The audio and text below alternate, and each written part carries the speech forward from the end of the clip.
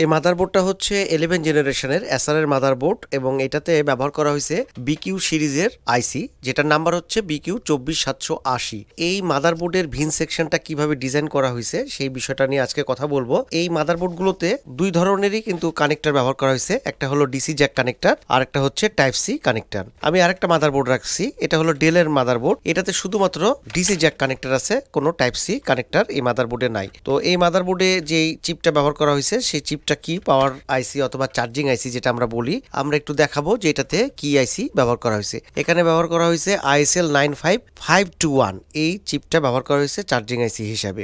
এই ISL যদি ব্যবহার করা হয় এবং এখানে যদি পি চ্যানেল মসফেট ব্যবহার করা হয় ভোল্ট ইন সেকশনে, আর এই মাদারবোর্ডে ব্যবহার করা হয়েছে এন চ্যানেলের মসফেট। কিভাবে ডিজাইনগুলো করা থাকে এই ভোল্ট ইন সেকশনের এই মাদারবোর্ডগুলোতে সেই বিষয়টা নিয়ে আজকে কথা বলবো। তো এখানে আমরা দুইটা মসফেট দেখতে পাচ্ছি এই এসআরের এই মাদারবোর্ডটাতে, যেটাতে টাইপ সি কানেক্টর দিয়ে যদি আমরা অ্যাডাপ্টারে পাওয়ার দিই তাহলে সেক্ষেত্রে এখানে দুটো মসফেট আছে, পি চ্যানেলের মসফেট, আর ডিসি জ্যাক কানেক্টর দিয়ে দিলে এখানে দুটো মসফেট আছে, এই দুটো হলো পি চ্যানেলের মসফেট। পরের যে দুটো মসফেট আছে সেগুলো হচ্ছে এন চ্যানেলের মসফেট। এই এন চ্যানেলের মসফেটকে ড্রাইভ করার জন্য অবশ্যই এসি ড্রাইভের প্রয়োজন হয়, যেটা কিনা 24780 এই চার্জিং আইসিটা কি করে, জেনারেট করে।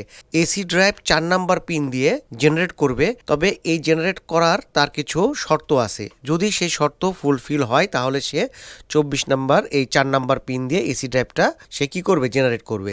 তো আসার আগে আমরা দেখি যে এটা ডিজাইনটা কিভাবে করা থাকে। এই মাদারবোর্ডগুলোতে কিন্তু একদম সিম্পল, দুইটা পি চ্যানেল মসফেট দেওয়া আছে এবং এটা হলো কারেন্ট সেন্সিং রেজিস্টর এবং একটা ডিসচার্জিং মসফেট। ব্যাক সাইডে যদি আমরা একটু দেখি, ব্যাক সাইডে আমরা দেখতে পাবো কয়েল এবং এখানে একটা মসফেট আছে, এটা হলো চার্জিং আইসি। এই পাশে একটা মসফেট দিছে চার্জিং আইসির এবং ওই পাশে আছে একটা, আর এখানে ডিসচার্জিং মসফেট, আর এই দুটো হলো ভোল্ট ইন সেকশনের জন্য, এটা কারেন্ট সেন্সিং রেজিস্টর।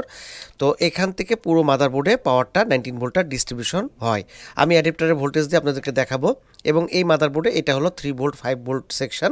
প্রথমে আলোচনা করব যে 24780 এই চার্জিং আইসির যদি 4 নাম্বার পিনে এসি ড্রাইভ জেনারেট না হয় তাহলে আমরা কি জিনিস চেক করতে পারি অথবা কিভাবে ট্রেস আউট করব। তো আসেন আগে এখানে অ্যাডাপ্টারটা দিই। তো এখানে আমরা এখন ভোল্টেজগুলো দেখব যে ভোল্টেজ কিভাবে এখানে পাস করতেছে, এবং এটা টোটাল সিস্টেমটাই আমরা এখান থেকে বোর্ড ভিউ থেকে আমরা দেখার চেষ্টা করব যে কিভাবে ভোল্টেজগুলো পাস করতেছে। তো এখানে দুটা পি চ্যানেলের মসফেট ব্যবহার করা হয়েছে। ফার্স্ট যে মসফেটটা আছে সেই মসফেটটা দেখেন, আমি বোর্ড ভিউ থেকে আগে একটু দেখাই দিই। ফার্স্ট যে মসফেটটা সেটার সেই সোর্সে আসবে হচ্ছে অ্যাডাপ্টারের ভোল্টেজ, মানে টাইপ সি যে অ্যাডাপ্টারের ভোল্টেজটা সেটা, এবং এটার যেই গেট সেই গেট হবে, তারপরে এখানে আমাদের অ্যাডাপ্টারের ভোল্টেজটা আসবে। এরপরে সেকেন্ড যে পি চ্যানেলের মসফেট, এটা পার হয়ে পিবি অ্যাডাপ্টার এইখানে এসে এই মসফেট গুলোতে আসবে। কিভাবে আসবে আগে দেখি আমরা। তো এখানে ফার্স্টে অ্যাডাপ্টারের ভোল্টেজটা আসতেছে, এটা 20 ভোল্ট। এরপরে আমরা গেট হবে, এখানে গেটে 6.6 ভোল্ট। কিভাবে হবে আসেন সেই জিনিসটাও একটু দেখে নিই। এটা হলো PQ80002। তো আমরা সার্চ করব যে এটা কোন জায়গায় আছে, PQ8002 সার্চ করলাম। এরপরে আমরা এখানে ক্লিক করব, আমরা চলে যাব।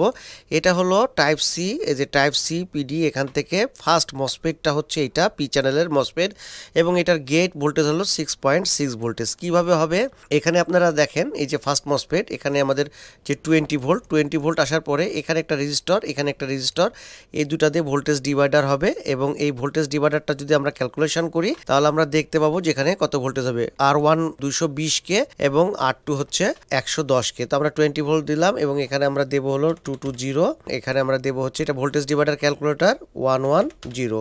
এটা আমরা ক্যালকুলেট করব 6.6 ভোল্ট, এটা চলে আসলো। তার মানে ফার্স্ট মসফেটের গেটে 6.6 ভোল্ট হবে। তো আমরা এখানে কত ভোল্টেজ পেলাম, আমরা কিন্তু 6.6 ভোল্টেজ পেলাম। তো এই ভোল্টেজটা আসার পরে আমাদের এখানে মসফেটে চলে আসবে 20 ভোল্ট পাস করে যাবে, তারপরে এখানকার সোর্সে আমাদের চলে যাবে হচ্ছে 20 ভোল্ট। এই 20 ভোল্ট আসবে হচ্ছে, এখানে দুইটা মসফেট আছে, আমি বলতেছিলাম যে দুইটা মসফেট আছে। এই যে একটাই হচ্ছে পয়েন্টটা হচ্ছে পিবি অ্যাডাপ্টারের সাথে কানেকশানে থাকবে, আমি এই পাশ থেকে দেখাই দিই। পিবি অ্যাডাপ্টারের সাথে কানেকশান, এইটা হচ্ছে দুটা এন চ্যানেলের মসফেট, এইখানে আসবে এই ভোল্টেজটা। এটা যেহেতু পি চ্যানেল, এখানে আসার পরে এই ভোল্টেজটা ওই পাশে কিন্তু আর যাবে না, এইটা হাই হয়ে আছে গেটটা, যার কারণে পি চ্যানেল মসফেট হওয়ার কারণে এই পাশে কিন্তু ভোল্টেজটা পাস করবে না, কিন্তু এই পাশে চলে আসবে সোর্সে। এর জন্য এই যে এসি ড্রাইভটা লাগবে। এসি ড্রাইভটা হওয়ার কারণে এখানে চলে আসতেছে ভোল্টেজ, আমাদের অ্যাডাপ্টারের ভোল্টেজটা। যদি কোনো কারণে এই এসি ড্রাইভটা জেনারেট না হয় তাহলে এই ভোল্টেজটা পাস করবে না এবং এই সিএলআরে ভোল্টেজটা আসবে না। এই 4টা মসফেট আমরা দেখতে পাচ্ছি। এই 4টা মসফেটের মধ্যে প্রথম 2টা মসফেট, এই 2টা মসফেট হচ্ছে পি চ্যানেলের মসফেট। আমরা যদি ডিনোটিং লেটারগুলো দেখি 21357 এগুলো হচ্ছে 2টা পি চ্যানেল, আর এবং এই 2টা হচ্ছে এন চ্যানেল। তো এইখানে ভোল্টেজটা আসে, এখান থেকে আসার পরে এই পাশে আসবে, এসি ড্রাইভ হইতে হবে। এসি ড্রাইভের পরে এখানে ভোল্টেজটা এসে এখান থেকে এই সিএলআরে কারেন্ট সেন্সিং রেজিস্টরে আসবে, এবং এই কারেন্ট সেন্সিং রেজিস্টর থেকে পুরো মাদারবোর্ডে কি হবে, পাওয়ারটা ডিস্ট্রিবিউশন হবে। এটা হলো ডিসচার্জিং মসফেট, মানে ব্যাটারির ভোল্টেজটা এক পাশে আসবে এবং অ্যাডাপ্টারের ভোল্টেজটা এক পাশে আসবে। তো এটা হলো এখানকার ভোল্টিং সিস্টেম। এখন এসি ড্রাইভটা যদি কোনো কারণে না হয় তাহলে সেক্ষেত্রে মাদারবোর্ড কিন্তু পাওয়ার আসবে না। তো পাওয়ার যদি না আসে তাহলে অবশ্যই আমরা এসি ড্রাইভটা দেখব। তো আমরা চার্জিং আইসির কাছে যদি যাই, চার্জিং আইসির লাস্ট যে পিনটা হয় সেটা পিন হবে অবশ্যই ভিসিসি পিন। এখান থেকে আমরা এই যে ভোল্টেজটা দেখলাম 19.9, তার মানে 20 ভোল্ট। তো এই 20 ভোল্টটা কি হচ্ছে, এখান থেকে আমরা একটু ওখানেও দেখাবো। এই যে আমরা লাস্ট পিন যেটা ভিসিসি পিন, সেই পিনে আমরা চেক করতেছি। এই পিনে এখন আমরা পাচ্ছি হলো 20 ভোল্ট। তো এই ভোল্টেজটার সাথে যোগ দিতে হবে 6 ভোল্টেজ, যেটা এসি ড্রাইভ হিসাবে 1 2 3 4 নাম্বার পিনে আমরা পাবো। এই যে 4 নাম্বার পিনে আমি প্রব রাখছি এবং 25.3 এই ভোল্টেজটা পাচ্ছি। এখন এই ভোল্টেজটা যদি কোনো কারণে জেনারেট না হয় তাহলে ফার্স্ট মসফেট এটা কিন্তু এন চ্যানেলের মসফেটটা পার হবে না। পিকিউ এটা আমরা দেখছি হলো PQ1। এই যে এখানে আমরা যে দেখতে পাচ্ছি এটা হলো পিভি অ্যাডাপ্টার। তো এই পিভি অ্যাডাপ্টারটা হলো 2টা মসফেট যে পার করে আসলো পি চ্যানেলের, সেই পি চ্যানেলের মসফেট পার করে আসার পরে এখানে আসলো পিভি অ্যাডাপ্টার। এই পিভি অ্যাডাপ্টারটা আসলো first MOSFET N channel, second মসফেটটা হলো এন চ্যানেলের, তারপরে সিএলআর এটা। তো এই যে ড্রেন থেকে সোর্স, এই ভোল্টেজটা তখনই পার হবে যখন এখানে গেটে হাই ভোল্টেজ আসবে। তো এরকম হাই ভোল্টেজ যখন আসবে 25 ভোল্ট 26 ভোল্ট, তখন এই এন চ্যানেলের মসফেটটা একদম ফুল টার্ন হয়ে কি হবে, ভোল্টেজটা পার হয়ে যাবে। এইটার জন্য চার্জিং আইসির রিকোয়ারমেন্টসটা কি একটু আমি দেখে নেব। ভিসিসি পিন যেটা লাস্ট পিন, সেই পিনে এর অ্যাডাপ্টারের ভোল্টেজটা আসতে হবে। সেটা দুইভাবে আসতে পারে। একটা হচ্ছে এখানে একটা শর্টকি ডায়োড দেওয়া থাকে, তো এই ডায়োডের মাধ্যমে এক প্রান্তে ব্যাটারির ভোল্টেজ আসবে আর এক প্রান্তে অ্যাডাপ্টারের ভোল্টেজ আসবে, এবং একটা রেজিস্টর দেওয়া থাকবে, সেটার মাধ্যমে ভিসিসি এটার অ্যাডাপ্টারের ভোল্টেজটা আসবে। এটা আসলে অথবা ব্যাটারি ভোল্টেজ আসবে, তাহলে চার্জিং আইসিটা ওয়ার্কিংয়ে যাবে। তো এইটার সাথে সাথে এর কয়েকটা জিনিস লাগবে, সেটা হলো এসি ডিটেক্ট লাগবে, তারপরে আপনার রিজিয়ন ভোল্টেজটা লাগবে। রিজিয়ন ভোল্টেজটা 24 নম্বর পিনে 6 ভোল্ট হয়, এবং এই রিজিয়ন ভোল্টেজটা ভোল্টেজ ডিভাইডার সার্কিটের মাধ্যমে এসিওকে হিসাবে 5 নাম্বার পিন দিয়ে এই যে রিজন ভোল্টেজ ডিভাইডার সার্কিট হয়ে এসিওকে 3.3 ভোল্ট চলে যাবে। আপনি যদি এটা ক্যালকুলেশন করেন তাহলে দেখবেন 6 ভোল্টের সাথে এখানে ক্যালকুলেশন করলে এখানে সেই 3.3 ভোল্টই পাবেন। তো এইভাবে কোন পয়েন্টে কত ভোল্টেজ থাকবে সেই জিনিসটা যদি আমরা দেখতে চাই তাহলে ডায়াগ্রামে ঠিক এভাবে আমরা সার্চ করে করে আমরা পয়েন্ট দিয়ে দিয়ে আমরা দেখব। উপরের R1টা হচ্ছে 100 এবং R2টা হচ্ছে 100, দুটাই হলো 100। তো আমরা 100, এটা তো 100 দেব, এই দুটো 100 কিলো ওহম হয়ে গেল, ক্যালকুলেট করলাম 3 ভোল্ট। তো এই 3 ভোল্টটা হবে 5 নাম্বার পিনে। আমরা দেখব কত ভোল্টেজ আসতেছে। চার্জিং আইসির 5 নাম্বার পিনটা আমরা দেখব, 1 2 3 4 5, এটা হলো 5 নাম্বার পিন। আমরা 5 নাম্বার পিনে 2.9 ভোল্ট, তার মানে 3 ভোল্ট পাচ্ছি। তো এইটা আমরা পাচ্ছি এসি ওকে, অ্যাডাপ্টার কারেন্ট ওকে। 24 নাম্বার পিনে হবে হলো 6 ভোল্ট, এটা হলো রিজন ভোল্টেজ। এই রিজন ভোল্টেজটাই ভোল্টেজ ডিভাইডারের মাধ্যমে চলে যাচ্ছে এসি ওকে হিসাবে। 1 2 3 প্রত্যেকটাতে অ্যাডাপ্টার ভোল্টেজ থাকবে। আমি এক কাজ করি, এ পাশে একটু রাখার চেষ্টা করি। 1 নম্বরে রাখবো হচ্ছে এসিএন, অ্যাডাপ্টার কারেন্ট নেগেটিভ, তারপরে অ্যাডাপ্টার কারেন্ট পজিটিভ, তারপরে সিএমআরসি, এগুলো সব অ্যাডাপ্টারের ভোল্টেজ হবে, এগুলো সব 20 ভোল্টেজ হবে। 4 নম্বরে হলো এসি ড্রাইভ হবে। তো এসি ড্রাইভটা না হলে আমরা চেক করব ভিসিসি, এই রেজিস্টরটা নষ্ট হয়ে গেলে ভিসিসি পাবে না, এই রেজিস্টরটা নষ্ট হলে কি পাবে না, ভিসিসি পাবে না। তারপরে এই যে ক্যাপাসিটরটা যদি নষ্ট হয়ে যায়, শর্ট হয়ে যায়, তাহলে কিন্তু ভিসিসি বন্ধ হয়ে যাবে। যখন ভিসিসি পাবে না তখন আমরা এই জায়গাগুলো চেক করব। লাস্ট পয়েন্টে আমরা এখানে চার্জিং আইসিতে অ্যাডাপ্টারের ভোল্টেজটা আসতেছে কিনা সবকিছু দেখে নেব, এসি ডিটেক্টটাও দেখে নেব। আচ্ছা, আমরা আরেকটা জিনিস দেখব, সেই সাথে এসি ড্রাইভ যদি বন্ধ হয়ে যায় তাহলে অবশ্যই একটা জিনিস আমাদেরকে কনফার্ম হতে হবে, সেটা হলো এই যে মসফেটগুলো আছে, এই মসফেটগুলো শর্ট থাকা যাবে না, লিকেজ থাকা যাবে না। তো শর্ট চেক করব কি করে, আমরা শর্ট চেক করব এই মিটারটাকে ডায়োড মোডে দিয়ে drain to source to drain, এভাবে আমরা চেক করব। আমি অ্যাডাপ্টারটা একটু ডিসকানেক্ট করে নিলাম, নাহলে মাদারবোর্ডের জন্য একটু সমস্যা হবে। এই যে সোর্স টু ড্রেন অথবা সোর্স টু গেট, এভাবে আমরা চেক করব। মিটার দিয়ে দিয়ে একটু হ্যাঁ এভাবে দেখায়। তো এভাবে যখন আমরা চেক করব যদি লো ইম্পিডেন্সের সাথে বিপ দেয় তাহলে বুঝবো যে মসফেটটা শর্ট আছে। এছাড়াও রেড প্রপটাকে গ্রাউন্ডের সাথে রেখে ব্ল্যাক প্রপটা সিএলআরে দিয়ে দেখব আউটপুটে শর্ট আছে কিনা। যদি আউটপুটে শর্ট থাকে তাহলে কিন্তু চার্জিং আইসি এসি ড্রাইভটা বন্ধ করে দিবে। তাহলে এসি ড্রাইভ হওয়ার জন্য এই শর্টিং থাকা যাবে না, মসফেট লিকেজ থাকা যাবে না, ভোল্টিন সেকশনের মসফেট লিকেজ থাকা যাবে না, আউটপুটে শর্টও থাকা যাবে না। এই ডেল মাদারবোর্ডে যেমন আইএসএল দেওয়া আছে, আইএসএল গুলোতে ইন্টারসেলের এই চিপগুলোতেও কিন্তু একই রকম, কিন্তু নামগুলো চেঞ্জ আছে। যেমন দেখেন এখানে লেখা আছে এডি প্লাস মানে অ্যাডাপ্টারের ভোল্টেজ, এখানে দুটো ভোল্টেজ মানে রেজিস্টার দিছে, এই দুটো রেজিস্টার হয়ে এসি ডিটেক্টটাই কিন্তু এসি ইন। এখন এসি ডিটেক্ট কত হবে আসেন আমরা এইটাতে দেখি। যেহেতু পি চ্যানেলের মসফেট এখানে ব্যবহার করা হয়েছে তাহলে সেক্ষেত্রে কি হবে, গেট লো হতে হবে। গেট লো হলে ভোল্টেজটা পাস করবে। তো আমি একটু দেখব যে এখানকার অবস্থাটা কি অবস্থায় আছে। তো ফার্স্ট যেই মসফেটটা, সেই মসফেটটা দেখেন সোর্সে আসবে কি অ্যাডাপ্টারের ভোল্টেজ। অ্যাডাপ্টার লাইটের একটু আলো আসতেছে, লাইটের কারণে হয়তো একটু অসুবিধা হচ্ছে। আমরা এখান থেকে দেখব ফার্স্ট মসফেটের সোর্সে আসতেছে 19 ভোল্ট। এখন এটার গেট কি হবে, লো হবে। তো গেট লো হওয়ার পরে এইটা চলে আসবে হচ্ছে ড্রেনের সাইডে 19 ভোল্ট। এরপরে আসবে, আমি এখানে দেখা দিচ্ছি কী কারণে লো হলো এবং কিভাবে হলো, এই জায়গাটাও দেখা দিচ্ছি। এরপরে সেকেন্ড মসফেটের কাছে আসলো 19 ভোল্ট। এরপরে এটারও সোর্সে চলে আসলো কত ভোল্টেজ, 19 ভোল্ট। এটার গেট কত, এটা হলো 1.7 ভোল্ট। তো এই 1.7 ভোল্ট যে হলো কিভাবে হলো সেই জিনিসটা দেখবো, যার কারণে এই মসফেটটা পার হয়ে এই যে কারেন্ট সেন্সিং রেজিস্টর এখানে চলে আসলো 19 ভোল্ট। এই 19 ভোল্ট কী হবে, পুরো মাদারবোর্ডে ডিস্ট্রিবিউশন হবে। আর এই মাদারবোর্ডের এখানে হচ্ছে 3 ভোল্টের 5 ভোল্টের এটা মসফেট এবং এটা হলো 3 ভোল্টের মসফেট। আমরা একটু ভোল্টেজগুলো দেখাই দেবো। এটা হলো 3 ভোল্ট এই পাশে, আর এই পাশটাতে হচ্ছে 5 ভোল্টের মসফেট।